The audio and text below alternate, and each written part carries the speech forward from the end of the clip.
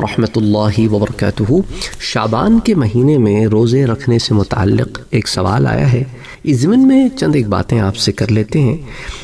حضور اکرم صلی اللہ علیہ وآلہ وسلم کے فرمان مبارک سے آغاز کرتے ہیں کہ حضور صلی اللہ علیہ وآلہ وسلم نے ارشاد فرمایا کہ شعبان الشہری و رمضان شہر اللہ، یعنی شعبان میرا مہینہ ہے اور رمضان اللہ کا مہینہ ہے۔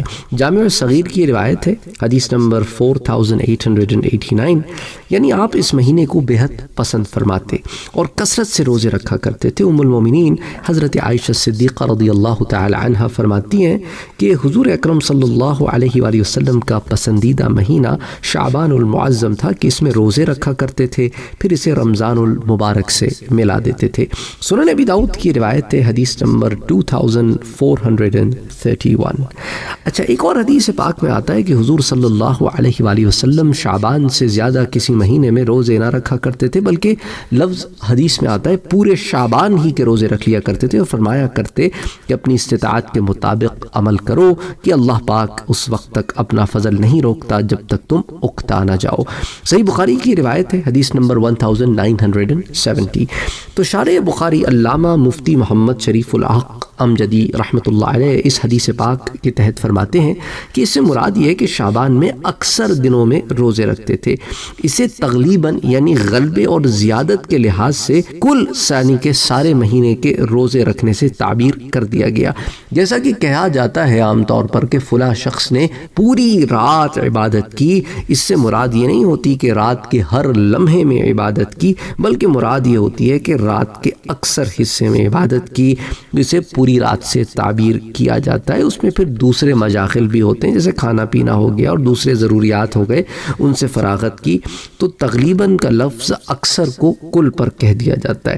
مزید فرماتے ہیں آپ کہ اس حدیث سے معلوم ہوا کہ شعبان میں جسے قوت ہو وہ زیادہ سے زیادہ روزے رکھے، البتہ جو کمزور ہو وہ روزہ نہ رکھے، کیونکہ اس سے رمضان کے روزوں پر اثر پڑے گا۔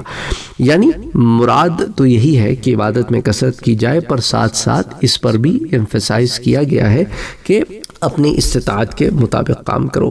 اچھا، تو ہمارے لیے علماء کیا فرماتے ہیں کہ اگین بات بڑی واضح ہے کہ استطاعت رکھتے ہو تو کرو، نہیں استطاعت رکھتے تو پھر یہ کوئی لازمی عمل نہیں ہے کہ کرنا ہی کرنا ہے۔ اور اس پر بھی بعض علماء کہتے ہیں کہ غور کرو، اگر استطاعت رکھتے ہو کہ حضور صلی اللہ علیہ وآلہ وسلم اس ماہ مبارک کے اکثر دنوں میں روزے رکھتے تھے، تو ہم گناہ گاروں کو اس ماہ میں بھی روزے رکھنے چاہیے اگر استطاعت رکھتے ہیں، اور یہ نفل روزے ہی کہلائیں گے۔ اور پھر بے شمار فوائد ہیں اس کے، دینی فوائد میں ایمان کی حفاظت ہے، گناہوں سے بچت ہے، جہنم سے نجات ہے، جنت کا حصول ہے، اور پھر دنیاوی فوائد میں بھی بہت سارے فوائد اس میں داخل ہو جاتے ہیں۔ اللہ تعالیٰ جو ہے ہمیں زیادہ سے زیادہ نیک عمل کرنے کی توفیق عطا فرمائے، آمین یا رب العالمین۔ اور یاد رکھیں کہ کنز العمال میں بھی ایک حدیث آتی ہے، حدیث 24148، کہ حضور صلی اللہ علیہ وآلہ وسلم کا ارشاد پاک ہے کہ جس نے ثواب کی امید رکھتے ہوئے ایک نفل روزہ رکھا، اللہ پاک اسے دوزخ سے 40 سال کا فاصلہ دور فرما دے گا۔